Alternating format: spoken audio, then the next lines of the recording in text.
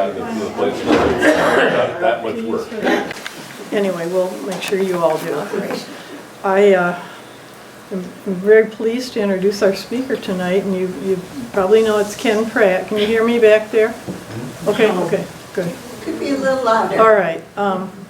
And Ken, if you may have thought, well, gee, Jerome Pratt, our first lighthouse keeper, he must be related, and he has his uniform and everything. And well, that's not true. He's not part of that lineage. However, he comes from a couple that we think are very notable in the past of our historical society, Don and Helen Pratt. And so he's their son. He's living in the house on Bluff Road, if many of you know about that. I believe that Don was one of our presidents, maybe in the teens for several years. But mostly what I remember is Don and Helen, every year for years and years and years, on Log Cabin Day, playing those children's games out on the grass with those kids, and they were the old-fashioned kind of things, wooden things you throw, and like croquet, and they just had a great time. And they were in their 80s probably then, but it didn't slow them down at all. So very proud to meet you in person, and he does kind of sound like his dad when you hear him speak. So, but of course he's his own person. He attended Traverse City Central High. He's third generation Traverse Cityite, and he went on to Michigan State and ended up being a pilot, and he was a pilot for Delta for some time. I told him he wears the uniform like he's done it before, so that's probably why. But he's the Air Force. Oh yeah, in the Air Force. Oh yeah, the Air Force. Thank you. But he's taken it on himself to learn about the history of lighthouses, and so we're really happy to hear what he has to say about them. I think we're all going to learn a lot, especially about the Mission Point Lighthouse. So thanks, Don. Come on up and do your thing.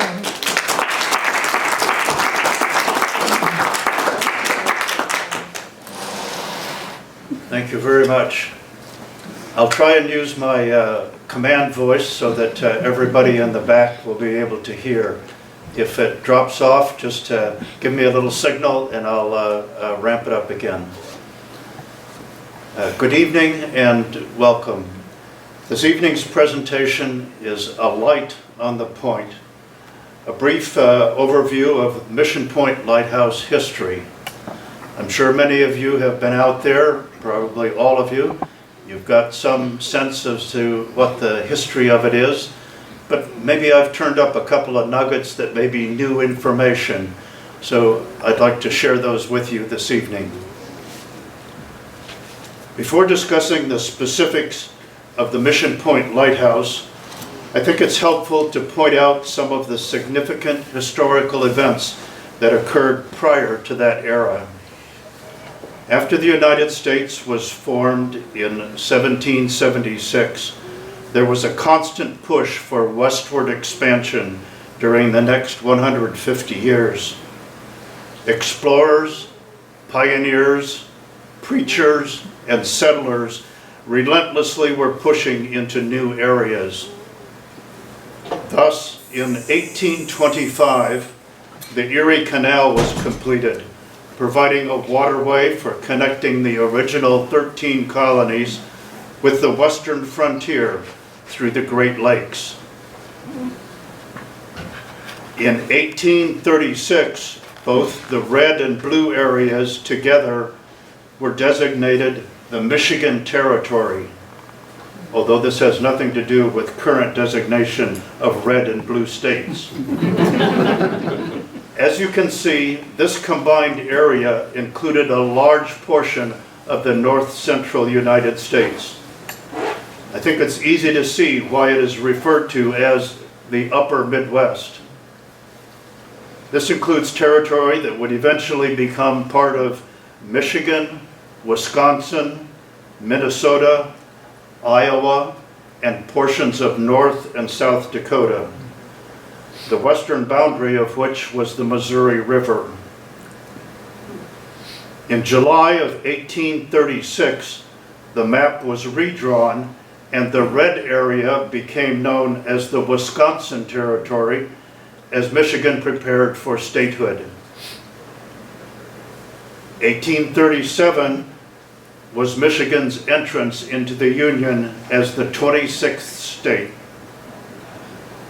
During that time, it's important to understand the economic engine that was driving the local development. There were three industries that were in play during that era: the fur trade, the beginning of agricultural exports, and perhaps most importantly, the lumber industry. At that time, all of Michigan, including the lower peninsula and the upper peninsula, were covered with virgin timber. It's commonly accepted today that there are lots of trees and forests in Michigan, but it is hard to imagine what it was like when the old-growth forests covered the entire landscape. These were huge, mammoth trees, 300 years old, 200 feet tall, and up to 8 feet in diameter. That's hard to imagine, so I'll simplify things.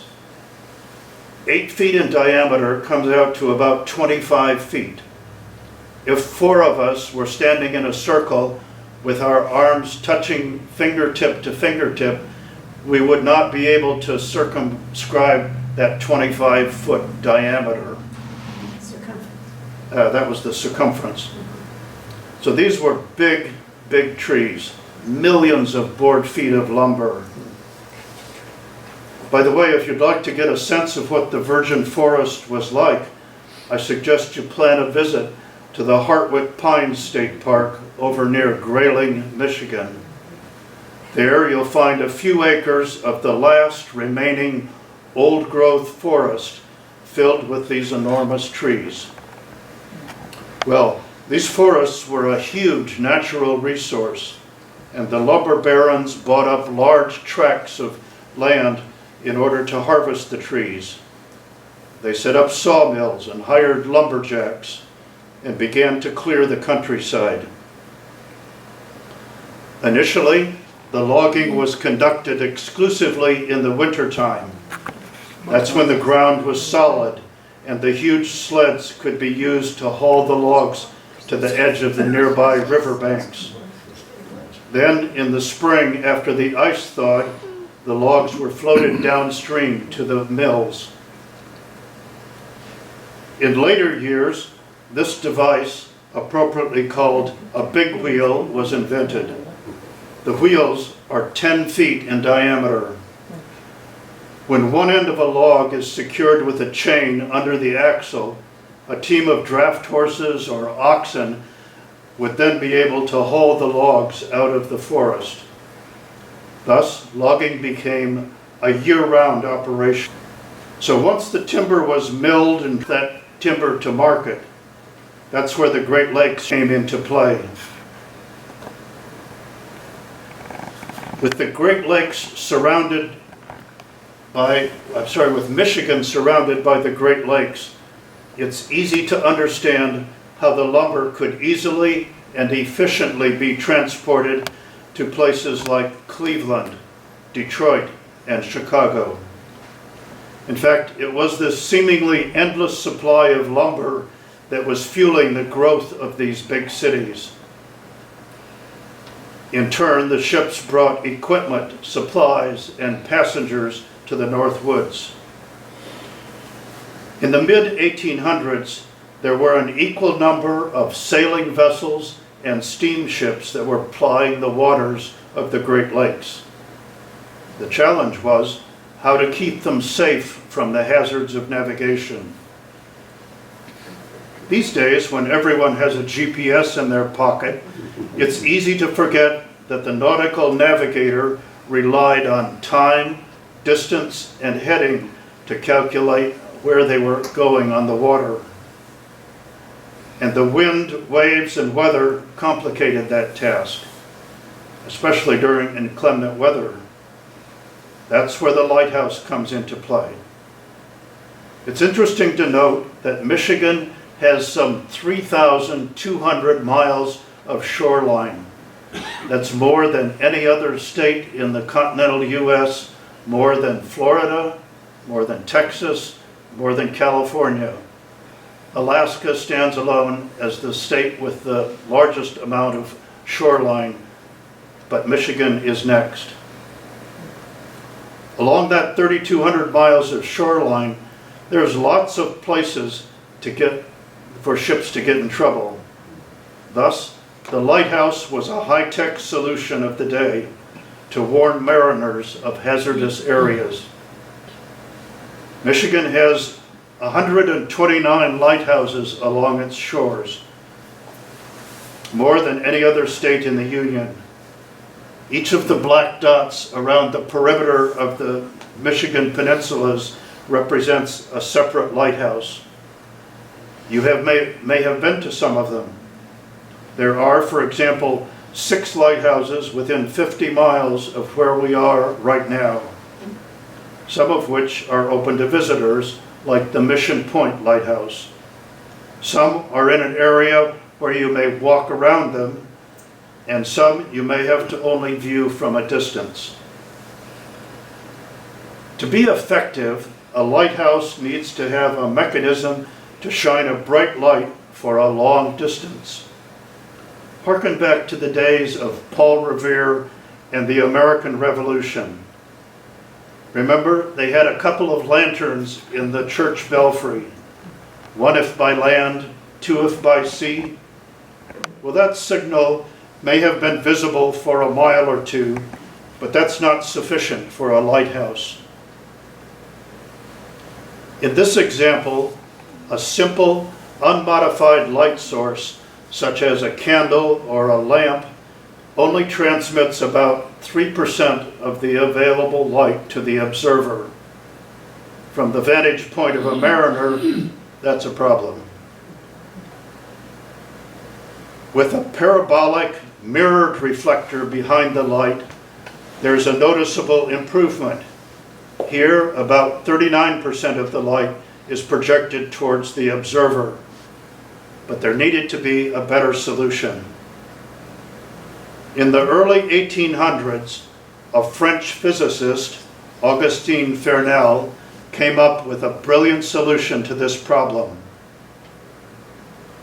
Using a series of lenses and prisms, Fresnel invented a device that would reflect and focus the light, capturing about 80% of the available illumination.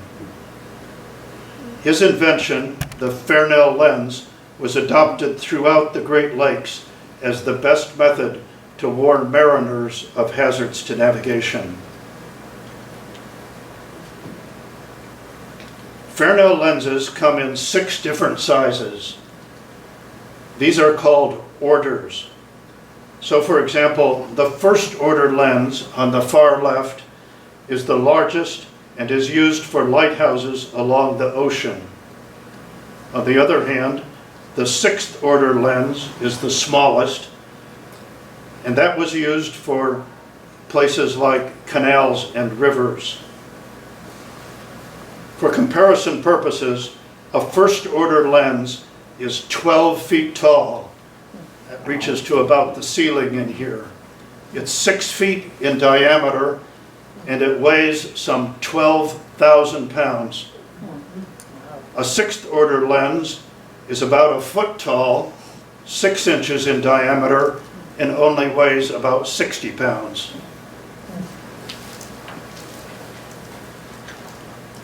In the Great Lakes, where ships needed to see the light from a great distance, the biggest that was used was a 2nd order Fresnel lens. But by far, in the Great Lakes, the most common size was a 4th order lens. The Mission Point Lighthouse is outfitted with a 5th order lens, which could be seen up to 15 miles away.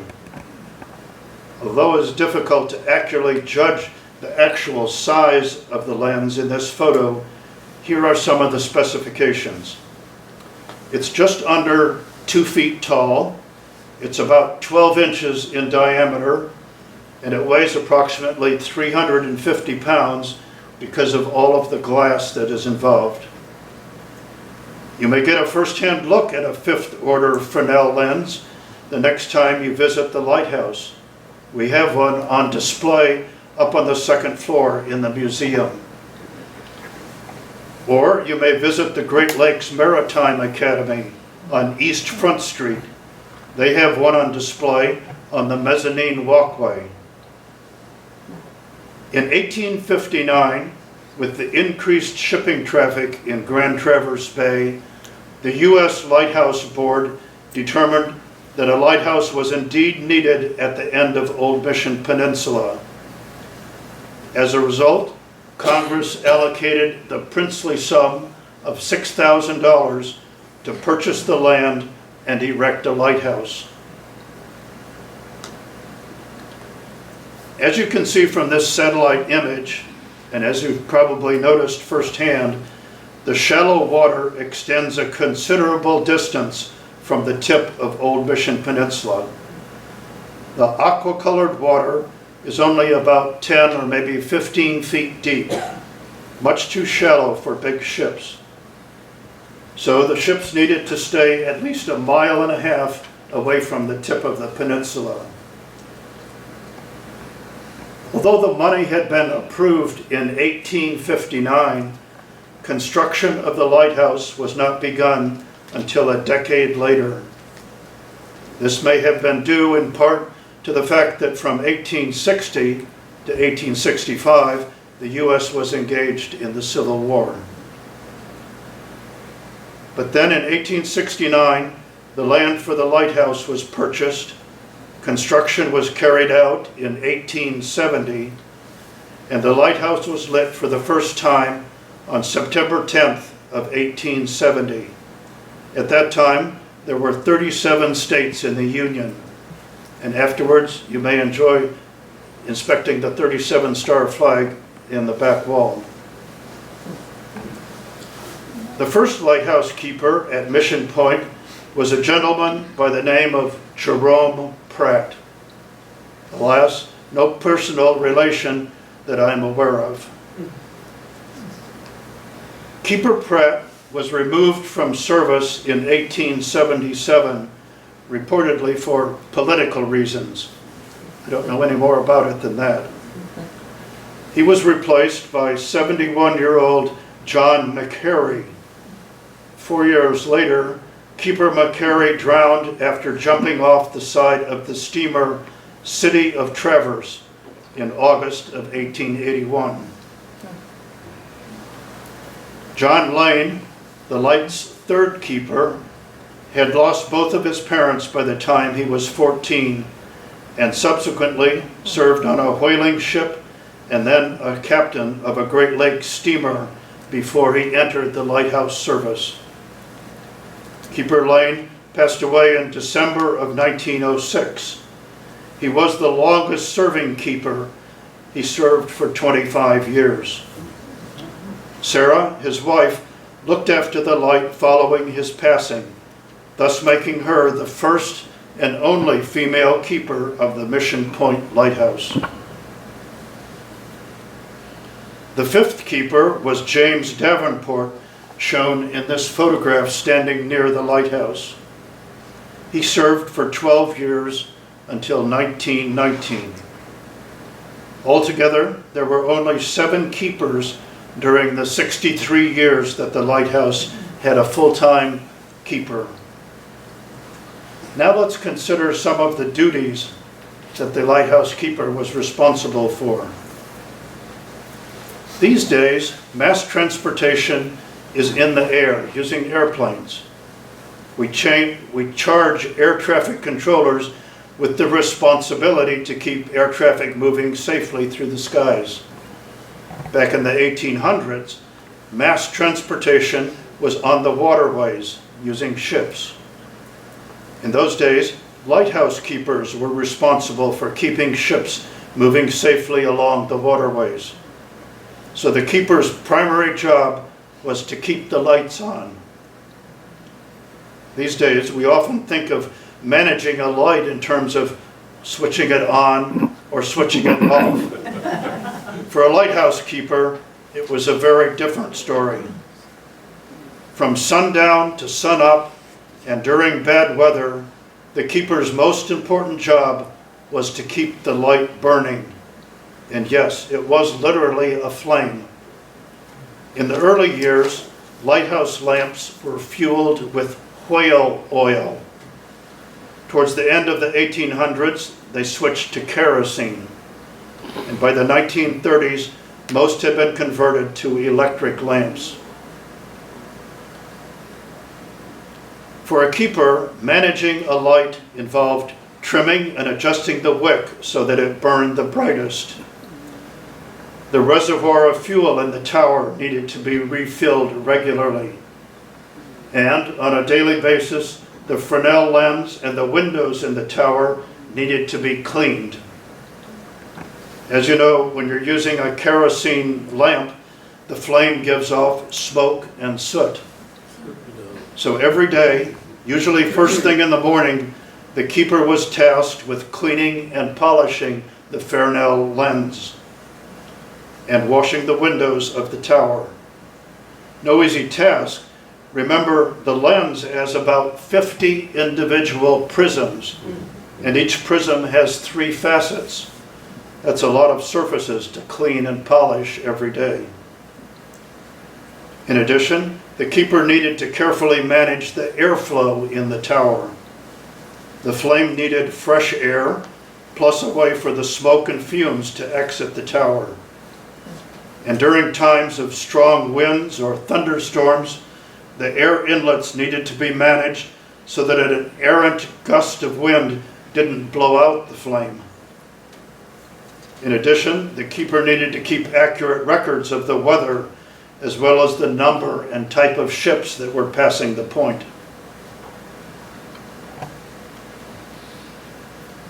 The Mission Point Lighthouse guided hundreds of ships safely around the shoals.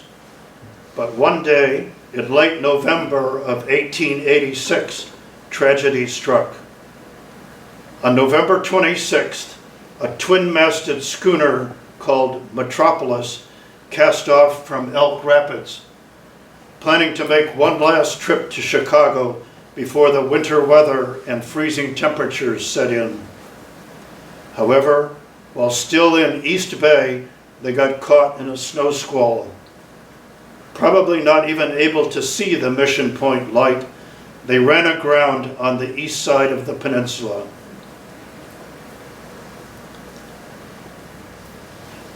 You can see the approximate location of the wreckage in relation to the tip of the peninsula. It's about 1.5 miles away. If you put Metropolis Wreck into your GPS, you'll see that it is actually very close by, only about 1.5 miles from the lighthouse. The Metropolis was stuck on the rocky bottom in fairly shallow water.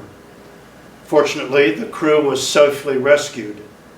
A few days later, the cargo was transferred to another vessel in hopes that the Metropolis could be refloated and salvaged. Unfortunately, the hull was damaged and the Metropolis sank to the bottom of the East Bay, where it remains to this day. Part of the hull is in shallow water, 10 to 12 feet deep, and part of the hull broke off and is settled in water over 100 feet deep. As you can see, it's relatively close to the shoreline. In fact, it is a favorite dive site for local snorkelers. As a matter of fact, last summer I went out there with my grandchildren in a kayak. We snorkeled above the wreck. And here's what you see from the surface. That's all that's left of the Metropolis after 138 years in cold water. During the tourist season, the lighthouse is open to visitors from May through September. During these months, it is staffed by volunteers.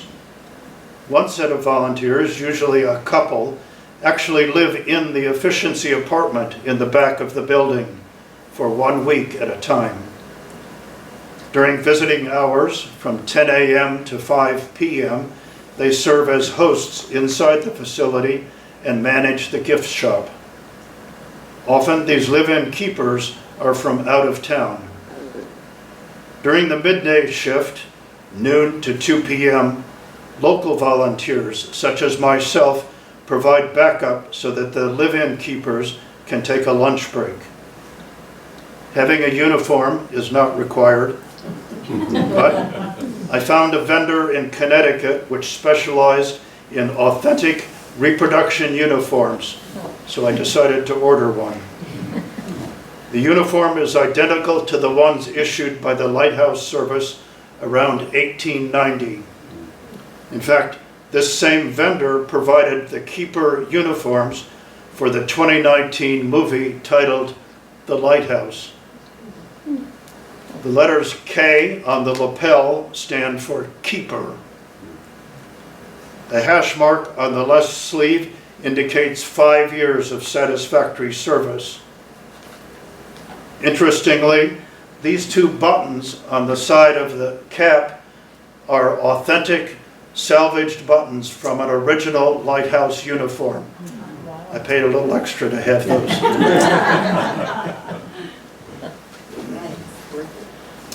I hope you'll come out to visit the lighthouse soon. For most visitors, there's a small fee of about $8 to go upstairs to the museum on the second floor. But I hasten to remind you that residents of Peninsula Township are allowed to enter at no cost. And veterans also are admitted free of charge. The park is open all year round until 10 p.m. daily, and there's several miles of hiking trails available, in addition to picnic tables and a nice beach area. And of interest, of course, is the nearby Hessler Cabin, open for visitors on Log Cabin Day. That's the last Sunday in June. This year it falls on June 30th.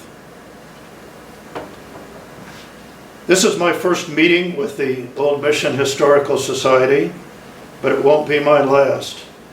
Earlier this evening I submitted my membership application.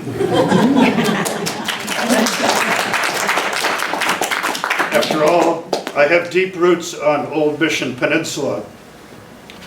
My grandparents had a farm on Seven Hills Road during the 1920s, 30s, and 40s.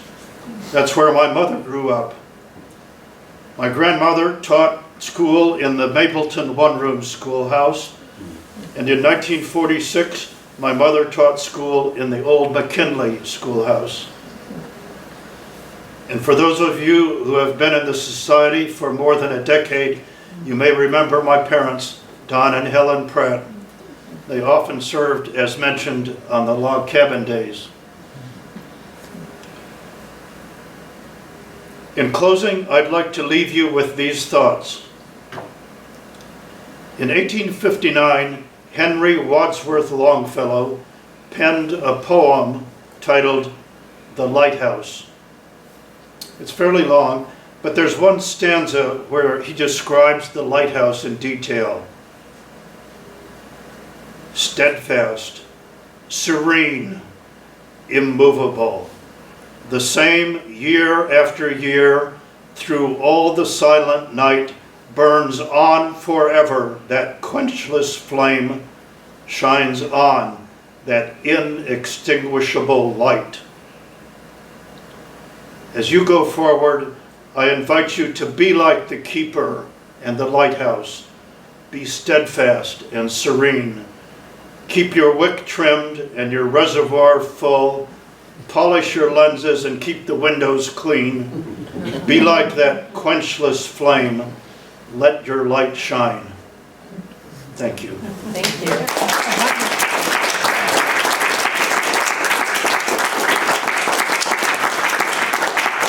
I'd be happy to entertain any questions.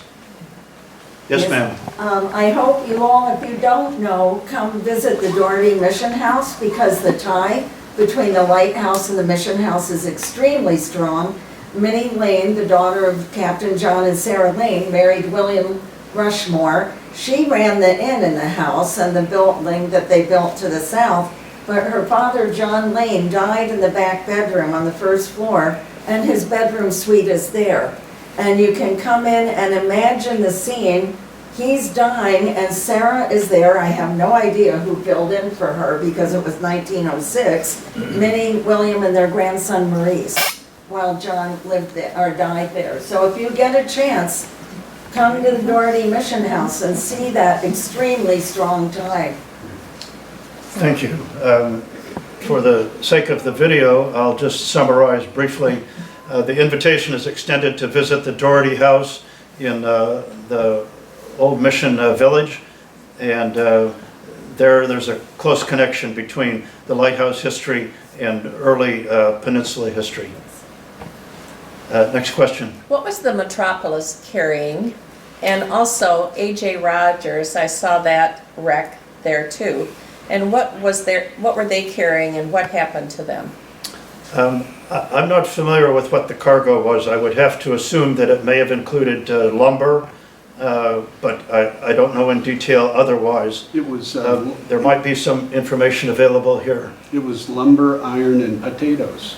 Okay, so And actually, some of the lumber that was on the Metropolis was then transported up the hill and was used in a barn that is at the end of Ridgewood. I see. Okay, that's good. So to kind of close the loop, the Metropolis was engaged in commerce as a vessel to carry cargo, wood, agricultural products, and maybe if they had a couple furs, that would be the whole big picture of the economic activity at the time. When it floundered, reportedly the lumber was either cast overboard or allowed to float free and was brought ashore and used to build a local barn. And interesting story. Yes? I heard that some of it was harvested and used for furniture too. My question is the lighthouse still in service? Good question. The answer is no. It was unstaffed in 1933 and became automated. And also about that same time, the permanent buoy station that's about 1.5 miles off in the shoals was activated. And that's gone through a couple of generations, but now it's a solar-powered automatic light that is used on the charts by the mariners, the ships coming in and out of the harbor, as the reference for the area to stay clear of around the shoals. So the lighthouse, the light doesn't shine, although I would have to, let's see if I can find that. Oh, okay. So this photograph I took a few weeks ago in late January, and it was one of the first clear days that we had after it had been overcast for many days. And so with the sunshine, we had some out-of-town guests, and I thought, well, we'll bring them down to the point and get a nice view of the bay. As I rounded the corner at the fence there, this bright light caught my eye, and I thought for a moment, how's that possible? Did they put that fifth-order Fresnel lens back in the tower and it's working again? And no. And then you might say, well, he just doctored it up using Photoshop. And that's not true.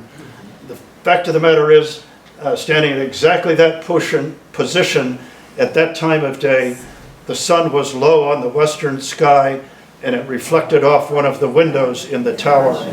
And it looked for all the world like the lighthouse was back in business after 90 years. But I captured it and happy to share it with you. Good picture. That's great. Yes, sir. Ken, was there a prescribed centralized training program for the lighthouse keepers, something akin to an academy that they had to attend and be, graduate from before they were commissioned and assigned to a particular lighthouse? That's a good question, and frankly, I don't know the answer. My sense is that it might have been sort of an apprenticeship type of program, because in many lighthouses that I've read about, there was a principal, a head lighthouse keeper, and then there was a first assistant and a second assistant, and they would rotate duties and days off, and quite possibly the head guy was tutoring these younger employees and teaching them the tricks of the trade and the skills and the requirements. Yes, ma'am. Wasn't there also some kind of a lighthouse board or something that would come up and check on the lighthouses? Oh, yes, Bring them it was, supplies, and it in was- all respects, Real sort of a pseudo-military operation, not only in terms of the uniforms, but in terms of the procedures and the documentation and the inspection process. So I don't know if it was annually, but periodically, the lighthouse board would send their inspectors around, and they would do an evaluation of the records and the equipment and the materials and the procedures, and probably interview the employees to see if they're familiar with all of their responsibilities. Yes, ma'am. Are there any lighthouses on the Great Lakes still active? Good question. The answer is yes, there are lighthouses. None of them are staffed lighthouses. This map is similar to the one we saw earlier, but any that are still in operation are automatic. Having said that, I could fill in a little bit of more detail. The lighthouse service operated the lighthouses both on the ocean coast, the Gulf Coast, and the Great Lakes until 1939. At that time, the Coast Guard took over and became the managing agency. So at that time, the uniforms changed, the procedures changed, and the channel of command and responsibility changed. The lighthouse keepers were in the inventory or in the employ of the Coast Guard fewer and fewer each year as more lighthouses became automated. And it was literally just a matter of months ago in December that the last staffed lighthouse was finally closed. And you may have seen it on the news. It was in Boston Harbor, and it was a woman that had been there for some 20 years. And she retired. The lighthouse is no longer staffed, but any that are in business are automated now. Yes, Is there sir. a pay differential for lighthouse keepers based on degree of complexity of the lighthouse, the level of responsibility, number of ships passing, height of the lighthouse? That's a good question. I don't know. I've seen some reports of what their salary was, like $125 a month or something like that. But I don't know about the grades and scales. Presumably, a bigger lighthouse that's taller, got more steps, has a first order lens, would be more complicated and require a higher degree of professionalism, but I don't know any of those details. Yes, ma'am. You have a chart down here, and I don't know if that was on in the ones of shipping lanes? Yes. I don't know if that one was on the screen. It was not, and I'd be happy to share that with you. The lines are drawn from Chicago up to basically the Straits and showing shipping lanes. The point was that when they chose to go through the Manitou Passage, they saved time and distance. In some cases, great peril, because as shown in this chart, this is the Glen Lake Complex, and this is South Manitou, this is North Manitou, and This is labeled the Manitou Passage. So that's the shortcut getting up to the Sioux. But this part right here is about 2 miles wide, and it's shallow and dangerous on both sides. So if the captain was experienced and he trusted his navigator and the weather was cooperating, they could thread the needle and come through here. These days, with your GPS, you can walk out into a forest and come within 5 feet of somebody else and reach out and shake their hand without even seeing anything. Not so back in the day. So we talked about shipwrecks. In Grand Traverse Bay, there's about a dozen shipwrecks. In the Great Lakes, there are literally hundreds of shipwrecks. Some due to incompetence, some due to catastrophic events, and some due to just unfortunate sequence of events. So that's what was shown on these two charts. Next question, please. One of the photographs showed a boathouse. Was there ever a life-saving station at this lighthouse? Good question. The lighthouse service and the life-saving service were two separate entities until 1939, when the Coast Guard took responsibility for both. Very often they were co-located, and in one picture here you saw the lighthouse in the background and a boathouse with a boat ramp right at the water's edge. And I believe there was a life-saving station here as well as many other places. One that I've been to is at North Manitou Island. If you've been out there, they have a nicely preserved boat station and boat ramp that leads down to the water's edge. Yes, sir. Yeah, on what occasions would you wear that uniform? You wouldn't use it for painting or working in the garden? That's a good question. The uniform was for official duties and formal presentations.